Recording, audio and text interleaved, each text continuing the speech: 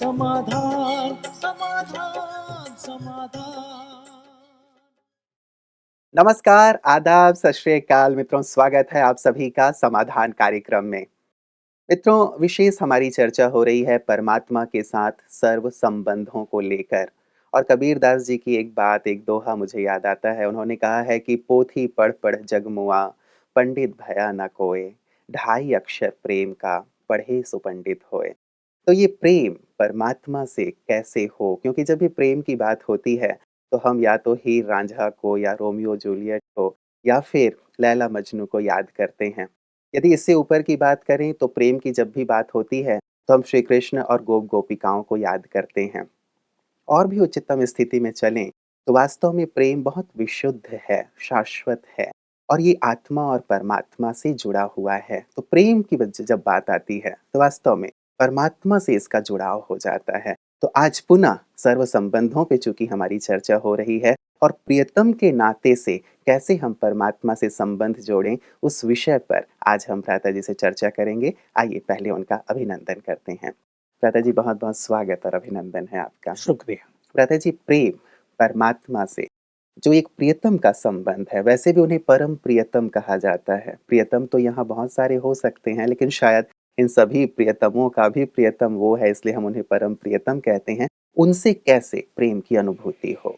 पहले तो ये चीज गहन ईश्वरीय नशे में आ जाए क्या, कि देखिए किसी लड़की की शादी होने जा रही हो किसी बड़े व्यक्ति से। हम्म, लड़का बहुत बड़ी पोस्ट पे हो, मान लो उसने आईएएस कर लिया है, वो कलेक्टर बन गया है, अब उसकी मैरिज अरेंज हुई है। तो देखिए परिवार वालों को और उसको पहले से ही एक विशेष खुमारी जिसे कहते हैं, एक ईश्वरीय नशा चालू हो जाएगा। उनकी चाल भी बदल जाएगी, बोल भी बदल जाएंगे और सबको कहने लगेगा उसका बाप, है हमारी लड़की की शादी किससे हो रही है, लड़का आईएएस है, कलेक्टर है, ये है वो है। भगवान से संबंध जोड़ना, किसी का संबंधी भगवान हो जाए, इससे बड़ी चीज तो संसार में चारों युगों में कोई होगी ही नहीं। खुमारी चढ़ी ही रहनी हाँ, चाहिए। तो ये वही नाम खुमारी नान का चढ़ी रहे दिन रात, उसके नाम की खुमारी अगर चढ़ी रहे तो सचमुच ये प्यार प्यार तो उसके पीछे स्वतः ही काम करने लगता है।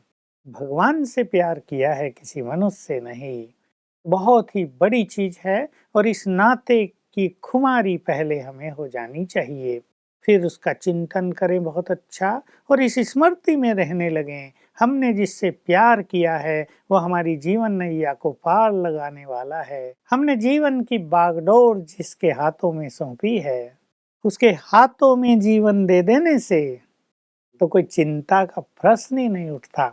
तो उसको अगर हम अपना परम प्रियतम बनाते हैं तो हमें ये नशा होना चाहिए, किसके हाथों में हमने अपना हाथ दिया है। बस निश्चिंत जीवन हो जाए और हमारा तो काम है बस उसके प्यार में मग्न हो जाए, फिर तो हमारे लिए सोचने का काम भी वो करेगा ना। जी जैसे जी लौकिक में जी। भाई शादी हो गई, अब पत्नी को थोड़ा ही कुछ करना, पति को करना है ना सब कुछ, कमाना, कहाँ से लाना, क्या जी, करना है, सारी जिम्मेवारी वो उसकी हो उसकी है जाती वो है। जिम्मेदारी। तो भगवान की जिम्मेदारी हो जाती है। तो सचमुच भगवान को अपना प्रियतम बना लेना, इससे सुंदर बात, इससे सुंदर जीवन की यात्रा जी। कुछ हो ही नहीं सकती। जब यदि हम भक्तों को देखते हैं भ्राता जी, तो श्री कृष्ण जी का रूप विशेष करके सामने आता है, जहाँ भक्तों ने प्रेम का एक नाता जोड़ा। तो साकार में तो उनसे इस प्रकार का नाता, रिश्ता निभाना शायद उनके लिए सहज रहा होगा कि हाँ भाई, कभी उनको झूले में झुला लिया, कभी उनके साथ जाके हमने रास डांडिया वांडिया खेल लिया और कभी उनके साथ हमने बातें कर ली। लेकिन जब निराकार वाली बात आती है तो ये परम प्रियतम का नाता कैसे निभाएं और कैसे अनुभव करें, थोड़ा सा डिफिकल्ट महसूस हाँ होता है। बिल्कुल, ये डिफिकल्ट है, क्योंकि ये निराकार का प्यार निराकार से है। जी। आत्मा भी निराकार और परमपिता या परम प्रियतम भी निराकार। निराकार से निराकार का प्यार, और इसके लिए पहली शर्त यही है कि जो उससे प्यार करना चाहते हैं तो उस जैसा बनना पड़ेगा ना। देखो दुनिया में भी प्यार की यही शर्त होती है। तो वो निराकार है तो हम भी निराकार आत्मा बने, इसके लिए पहले हमें सोल कॉन्शियसनेस की बहुत जरूरत है। मैंने पिछली बार भी कहा, अगर हम अपने को इस देह रूपी कमरे में बंद ही रखेंगे तो प्रियतम से मुलाकात कैसे होगी?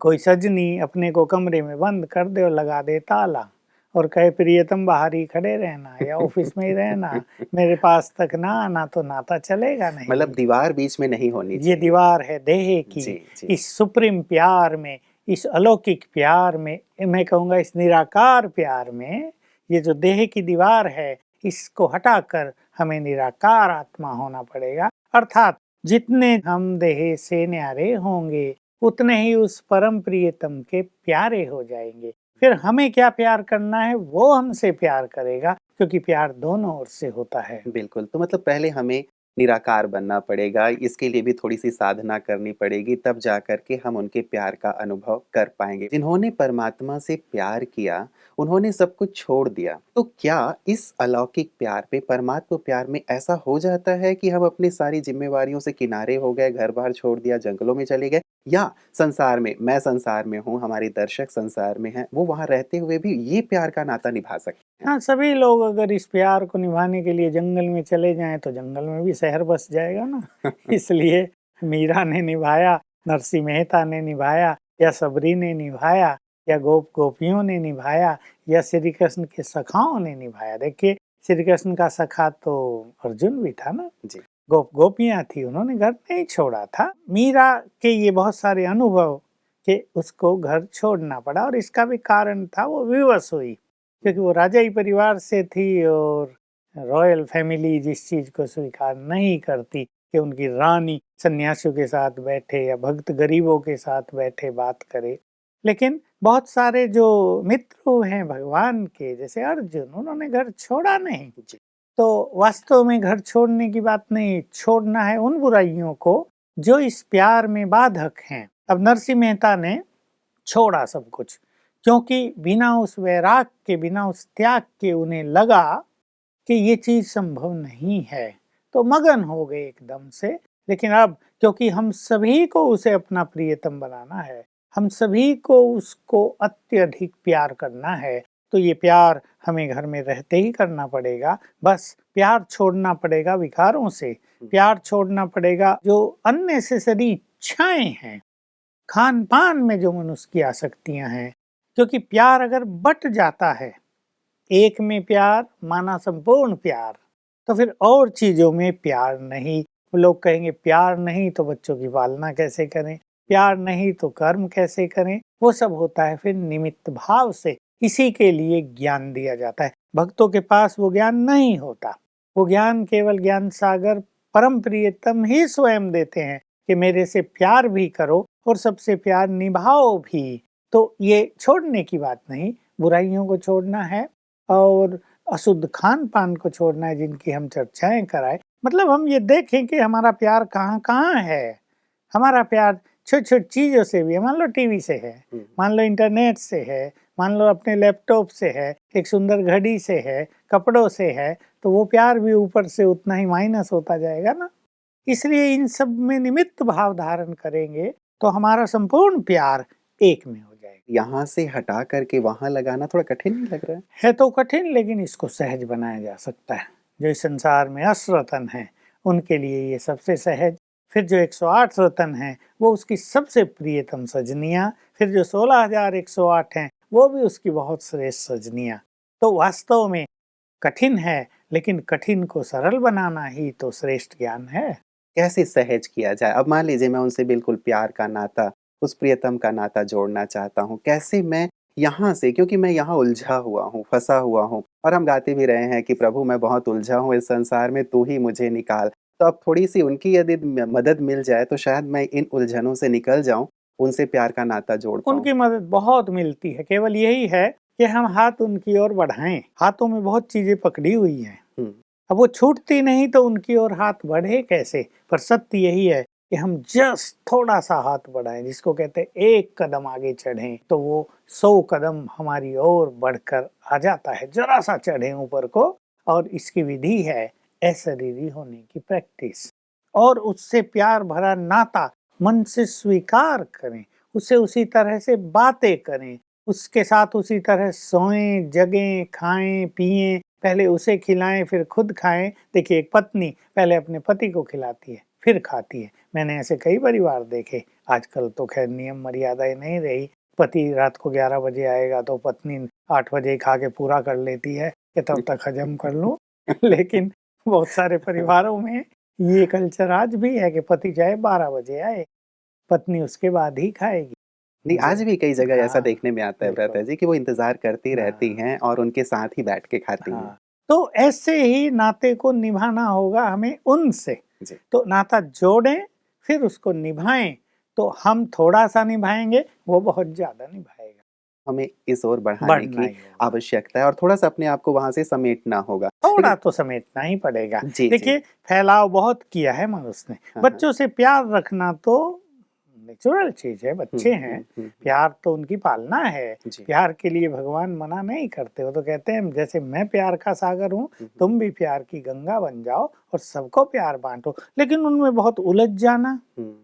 उनमें अटक जाना, मोह-माया में बिल्कुल परेशान रहना, इसका त्याग करना पड़ता कई है। बार ये बैलेंस रखना थोड़ा-सा मुझे लगता है कि कठिन लगता है लोगों को कि यहाँ भी प्यार देना है, अपनी ज़िम्मेवारियों को निभाना है और परमात्मा से भी प्यार करना है। प्राथमिकता किसे दिया जाए ताकि बैलेंस रखना सहज हो जाए या कोई सरल सी युक्ति? सत्य तो बात ये है कि यदि हम परमात्म प्यार में मगन होते हैं, तो हमारे अंदर प्यार की शक्ति बहुत आ जाती है और फिर जैसे ही माँ बच्चों की ओर देखेगी भी ना, हुँ, हुँ। उन्हें प्यार की फीलिंग होगी। माँ यदि कहेगी बच्चे पढ़ लो, तो बच्चों को लगेगा माँ हमसे बहुत प्यार करती है। माँ यदि प्यार से कहेगी बच्चे आओ खाना खाओ, तो बच्चों को लगेगा बहुत प्यार है हमारी मम्मी का हमसे। तो प्राथमिकता दें हम परमात्म प्यार को। हुँ, हुँ। उसमें ज़रा मगन रहने का सोचें और सारा दिन भी तो बच्चे आदि या पति साथ नहीं रहेगा ना। हुँ, हुँ। जब वो नहीं है तब हम उस परम प्रियतम से बातें करें, उससे साथ निभाएँ, तो वो प्यार का सागर है, हम भी प्यार की गंगा बन जाएँगे हुँ, हुँ। और फिर प्यार भरपूर दिया जाएगा। लेकिन जैसे मैंने कहा कुछ अननेसेसरी चीज़ें हैं, जिनमें मनुष्य अटका रहता है। उसकी कुछ व्यर्थ की इच्छाएँ होती हैं, हुँ, कुछ हुँ। तृष्णाएँ हैं, कुछ बिना मतलब के जंजाल उसने पाले हैं जीवन में। वो बिना मतलब ही दूसरों के बारे में सोच रहे हैं। उनका कुछ लेना-देना नहीं, चिंतन करके परेशान हो रहे हैं। उनका कोई नाता नहीं, लेकिन सोच-सोच के दुखी हो रहे हैं। हुँ, हुँ। पहले इन चीज़ों को छोड़ना पड़ेगा और इनको छोड़ने में अपना ही कल्याण होगा। वैसे भी इन सब के कारण मनुष्य अपने बच्चों को, अपने काम-धंधों को ठीक रीति पूरा भी तो नहीं कर पाता। उसे बच्चों को प्यार देना है, लेकिन वो माँ सोच-सोच के परेशान होके इरिटेट हो रही है, तो बच्चे आएँगे तो उनकी भी तो पिटाई होगी फिर। बिना मतलब ही कहेंगे मम्मी पता नहीं क्यों मारती रहती है। कहाँ का गुस्सा कहाँ निकाल का रही गुस्सा हम पे उतारती रहती है। तो ये जो व्यर्थ की चीज़ें हैं, हैं। इनसे छूट कई बार ये देखा गया है भ्राता जी कि जो लोग एक में डूबते हैं या एक से प्यार करने लगते हैं जैसे परमात्मा में, तो वो इतने ज़्यादा खो जाते हैं कि ये सब पीछे रह जाते हैं, छूट जाते हैं। फिर इनकी शिकायत आने लगती है। हमारे पास भी आती हैं जी। कि फलाना व्यक्ति तो बिल्कुल ज्ञान योग में ऐसा मगन हो गया कि कार्यों पे ध्यान ही नहीं देता। कई लोग पढ़ाई लेकिन छोड़ देते पढ़ाई हैं, छोड़ देते। बिज़नेस छोड़ लेकिन देते हैं। मैंने ये देखा जब उन चीज़ों के बारे में विचार किया और उन लोगों से बातचीत की, तो उनसे प्रॉपर मेथड आता नहीं है या उनकी विवेक शक्ति इतनी सुंदर नहीं है कि वो दोनों में बैलेंस रख सकें या उनका ब्रेन इतना एफिशिएंट नहीं है कि वो दोनों काम ठीक से करें, वो एक ही करेंगे। हुँ, हुँ। ये करा लो या ये करा लो। ज्ञान योग कराना है तो लौकिक कार्य हम नहीं करेंगे, वो करने हैं तो हम ज्ञान योग नहीं करेंगे। लेकिन इसकी शुरुआत थोड़ी दोनों के बैलेंस से ही करनी चाहिए। अपना कामकाज भी करें हुँ, और हुँ। पहले उसमें से 2 घंटे रोज बचाने लगें। 10 घंटा अपना काम कर लें, 2 घंटे ईश्वरीय ज्ञान योग के लिए दे दे 12 घंटे, फिर भी 12 घंटे बचते हैं उसमें अपना और कार्य जो भी लौकिक निभाना है वो करें। कभी बहुत बिजी हैं तो दोनों साथ भी किए जाएंगे, एक बार अच्छी प्रैक्टिस हो जाए तो शुरुआत यहाँ से करें कि अपने लिए 2 घंटे रोज बचाएं हुँ। और फिर अपने लौकिक कार्य शुरू करें और फिर धीरे धीरे प्रैक्टिस होते होते लौकिक कार्य या लौकिक जिम्मेदारियां निभाते हुए भी हम उस अच्छी स्थिति में रह सकेंगे और बहुत फायदा ये होगा जिसकी चर्चा हम करते आए हैं और जो बहुत इम्पोर्टेंट चीज है कि जब हमारी स्पिरिचुअल पावर बढ़ जाती है, जब हमारी मन की शक्तियां बढ़ जाती हैं, जब हमारी बुद्धि शांत रहने लगती है, तो वास्तव में 10 घंटे का काम हम 6 घंटे में ही पूर्ण कर लेंगे। हुँ, हुँ, हुँ। वो 4 घंटे हमारे बचेंगे। ये बात सभी बुद्धिमान दर्शकों को समझ लेनी चाहिए। हुँ। मान लो हम कार्य कर रहे हैं, कुछ भी बिजनेस का है अपना, और हम बहुत अच्छी स्थिति से शुरुआत करते हैं। हम 5 मिनट पहले योग अभ्यास करते हैं। हम शांत मन से अपने सेंटर में प्रेम का माहौल बनाते हुए, सबसे अच्छा बर्ताव करते हुए हम अपना काम शुरू करते हैं। तो हम देखेंगे कि ग्राहक फटाफट आ रहे हैं, काम फटाफट हो रहे हैं, निर्णय फटाफट हो रहे हैं, सब संतुष्ट हो रहे हैं, कार्यकर्ता भी प्रसन्नता से काम कर रहे हैं। और मान लो हमने अपने केंद्र में, बिजनेस सेंटर जो भी है, एक टेंशन का माहौल बना दिया, जल्दी करो आज बहुत काम है, यहाँ न जाना वहाँ न जाना, आज किसी को खाना नहीं खाना है, आज सबको यहीं बैठना है, सोना भी नहीं है आज। तो टेंशन हो गई। अब टेंशन से ब्रेन की शक्तियां नष्ट होने लगी, सब हबड़ दबड़ में रहने लगे, जल्दी करो भाई जल्दी करो, गड़बड़ ना हो जाए। तो 4 घंटे का काम 6 घंटे लेगा, 8 घंटे भी ले सकता है। इसलिए ये सूक्ष्म गति यदि सब जान लें कि मन शांत, बुद्धि स्थिर, तो कार्य शक्ति डबल हो जाती है। बल्कि स्पिरिचुअलिटी तो ये कहती है 10 गुना हो जाती है, 100 गुना भी हो जाती है। लेकिन हम इन चीजों में जितने जितने आगे बढ़ेंगे, ये हमें अनुभव रहेंगे, तब ये सुंदर बैलेंस जीवन में आएगा कि हम ज्ञान योग पे ध्यान देंगे तो लौकिक कार्य बहुत अच्छे होंगे। और हमारे पास अनुभव है बहुत लोगों के, बिजनेसमैन है अच्छे, जी। ज्ञान योग में बहुत अच्छा ध्यान देते हैं। तो देखा कि उन्हें टीम ही ऐसी मिल गई कि उनके सारे काम सहज रूप से कर लेते हैं। वो जस्ट ऊपर से देख रेख करते हैं, सुपरविजन करते हैं, और सब काम ईमानदारी से और परफेक्टली करते हैं। और पहले से बहुत ज्यादा इनकम उनको अब सहज भाव से थोड़े में काम करने से होने लगी है। बिल्कुल, यहाँ एक स्लोगन पढ़ा था भ्राता जी, वो मुझे याद आ रहा है आपकी बात सुन के कि यदि आपकी अवस्था अच्छी होगी तो व्यवस्था अच्छी होगी। तो शायद ये बहुत एक-दूसरे से जुड़ी हुई चीज़ें हैं, अवस्था शायद ये स्पिरिचुअल स्टेज की बात है। अवस्था यही है, देखिए एक तो है ज्ञान योग का अभ्यास, हाँ, हाँ। लेकिन एक है अपने मन की स्थिति को संतुलित रखना, शांत रखना, जी, क्रोध मुक्त रखना, इरिटेट प्रेम ना युक्त होना। रखना, इरिटेट न होना, स्ट्रेस फ्री रहना, सहज भाव से काम करना, इजी गोइंग नेचर होना। तो ये है अच्छी अवस्था। इससे सचमुच कार्य बहुत सफल होते हैं। बिल्कुल, इसका प्रभाव दूसरों पे हाँ, देखने में आएगा। तो भ्राता जी, ये जो प्रियतम की हमारी बात चल रही है, किस प्रकार की बातें हम अपने परम प्रियतम से करें और विज़न क्या हो? विज़न भी बड़ा इम्पोर्टेंट होता है कि मैं किसे देखूँ, कैसे देखूँ और फिर बातें मैं किस प्रकार से करूँ ताकि प्रेम का भाव मेरे अंदर भी पैदा हो? ये सत्य है कि ये निराकारी प्रेम है, परंतु निराकारी प्रेम भी किसी माध्यम के द्वारा ही होता है। जैसे हम निराकार आत्माएं इस शरीर में हैं, तो ये हम सोच विचार कर रहे हैं। तो निराकार से प्यार करने के लिए हम निराकार को भी ब्रह्मा के सूक्ष्म स्वरूप में विजुअलाइज करेंगे। सूक्ष्म लोक में करें, अपने सामने करें, क्योंकि उसका पाठ इस संगम युग पर निराकार का साकार ब्रह्मा के द्वारा ही चल रहा है। चाहे वो साकार ब्रह्मा बाबा यहाँ थे, चाहे साकार अब फरिश्ते रूप में हैं, माध्यम वही है, उनका रथ वही है। तो हम निराकार शिव को प्रजापिता ब्रह्मा के फरिश्ते स्वरूप में देखेंगे, अपने सामने देखें। बहुत डिवाइन स्वरूप है। हम जितना सुंदर उसको विजुअलाइज करेंगे, उतनी अच्छी अनुभूति होगी। वो तो अति सुंदर और अति डिवाइन है, लेकिन ये विजुअलाइज करने वाले पर है, वो उसका कितना सुंदर स्वरूप देखते हैं, उसमें है ही बहुत आकर्षण। तो वो हमारे सामने खड़े हैं, हमें देखकर बहुत प्यार से मुस्कुरा रहे हैं। उनको गले मिलें, उनके साथ रास करें बहुत अच्छी तरह, अपनेपन की बहुत अच्छी फीलिंग करें। वो हमारे हैं, हमारे प्रियतम हैं, माना हमारे सर्वस्व हैं वो, उनके अलावा हमारा कोई नहीं है। उनको हमारा संपूर्ण प्यार समर्पित है। और रही बात आगे बात करने की, उनको अपने सामने देखकर, चाहे उनको नीचे ही बुला लें, चाहे हम सूक्ष्म लोक में जाएं, दोनों स्थिति है। हम उनके पास जाएं या उनको हम नीचे बुला लें, और अपने मन की बहुत प्यार से बात करें। जैसे हम शिव बाबा ही कहेंगे या परम प्रियतम कहें, हम आपको कब से ढूंढ रहे थे, हम तो आपको 2 युग से प्यार करते आते थे, क्या हमारा प्यार भी आपको पहुंचता था? तो उधर से उत्तर आएगा तुरंत। और अगर हमारी बहुत अच्छी बुद्धि की लाइन क्लियर होगी, तो तुरंत आंसर आते जाएंगे। हम तो तुम्हें हजारों साल से प्यार करते आए, तुम भी हमें प्यार करते थे या नहीं? तो उत्तर आएगा, प्यार करता था तभी तो तुमसे मिलने आ गया हूँ, बोलो क्या इच्छा है तुम्हारी। फिर मन की सारी बातें कर लें, सारे दिन की बात सुना दें उसको, अपने प्यार को प्रदर्शित भी करें, उसको गले लगाएँ, उसको भोजन खिलाएँ, उनको और कुछ जो भी हम बात करना चाहते हैं अपने मन की वो सब करें और करें बहुत प्यार से। ये सब संकल्प छोड़ दें, वो सुन रहा है या नहीं।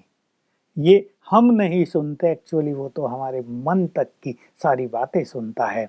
हम इसमें पूर्ण विश्वास कर लें कि हमारी और उसकी बातें हो रही हैं, रूह-रिहान हो रही है, चिट-चैट हो रही है, एक लवफुल कन्वर्सेशन हो रही है। हुँ, हुँ। बस जो कुछ हम कहना चाहते हैं उसको हम वो कहें, चाहे हम उसको अपने सारे मन के बोझ दे दें, चाहे हम उनसे कुछ ले लें, वो देता है हमें।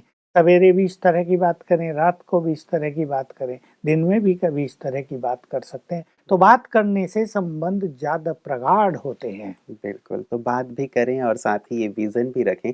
भ्राता जी कई बार ये जैसे ब्रह्मा के तन में उन्हें देख कर के ये जो फ़ील करना, यदि इसमें किसी को लगता हो कठिनाई महसूस होती हो, तो क्या केवल निराकार को देख कर के ही वो बातें की जा सकती हैं, वो अनुभूति की जा हाँ, सकती है? कइयों को ऐसी कठिनाई होती है, ऐसे भी हुँ, लोगों की बातें आती हैं सामने, तो वो निराकार को देखकर ही उनसे बात करें, उनसे प्यार करें, हुँ, हुँ। इक्वली फीलिंग उनको भी होगी इसमें कोई अंतर पड़ेगा नहीं। बिल्कुल, तो क्या हम वहाँ ही चलें या दिन में जैसे हम अपने किसी साथी के साथ, अपने प्रियतम के साथ लगातार चाहते हैं कि हम साथ-साथ रहें, घूमें-फिरें, तो यहाँ पे भी क्या कार्य करते हुए कार्य क्षेत्र में भी वही फीलिंग, वही बातें हो सकती हैं? उसको बस हम आह्वान कर लिया करें, उसको बुला लिया करें और इस विश्वास के साथ कि हमारे बुलाते ही वो हाज़िर हो जाता है। फिर बहुत आनंदित हों, तो ये आनंद की फीलिंग फिर स्वतः ही सिखाएगी, जी, बात क्या करें। क्योंकि बिल्कुल। बातें कुछ फिक्स थोड़ा ही की जा सकती हैं। हुँ, कोई हुँ। भी 2 व्यक्ति बातें करते हैं, वो कोई निश्चित थोड़ा ही होती हैं। जी,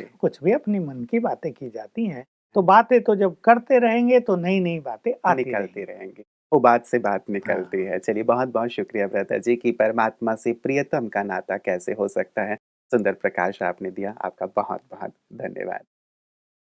मित्रों, आपने देखा होगा 2 प्रेमी जोड़ों को बैठे हुए कहीं पे। कई बार मैं भी देखता हूँ, तो लंबे समय तक वो साथ बैठे रहते हैं। शायद उनके बीच कुछ बात भी होती है, कभी बात भी नहीं होती और जहाँ बहुत प्रगाढ़ स्नेह होता है, वहाँ शायद संवाद की भी ज़रूरत नहीं होती, वो बस एक-दूसरे का साथ चाहते हैं। जैसे एक गीत आपने सुना होगा कि "आ बैठ मेरे पास, तुझे देखता रहूँ।" तो ये एक-दूसरे के प्रति जो प्रेम है, एक-दूसरे को देख कर के, एक-दूसरे से बातें करके हम अभिव्यक्त करते हैं। परमात्मा के साथ भी यही अनुभूति की जा सकती है एक परम प्रियतम के रूप में। हम सब आत्माएँ हैं, वो हमारी परमात्मा साजन हैं, तो हम भी दिल की बातें अब उनसे किया करें और साथ ही उन्हें अपने साथ रखें, तो निश्चित रूप से जीवन में बहुत सुंदर आनंद की अनुभूति होगी और परम प्रियतम का प्रेम तो कितना निस्वार्थ होगा, कितना प्रगाढ़ होगा और हमें कितना आनंद से परिपूर्ण करने वाला होगा, इसकी तो शायद हम कल्पना भी नहीं कर सकते। लेकिन अब चूँकि अब इसका ज्ञान प्राप्त हुआ है, हम इसे अवश्य अपने जीवन में अमल में लाके देखें और उस प्यार के सागर के प्यार की अनुभूति करें। इस चर्चा को, सुंदर चर्चा को आगे भी जारी रखेंगे। बने रहिएगा समाधान कार्यक्रम में हमारे साथ। नमस्कार।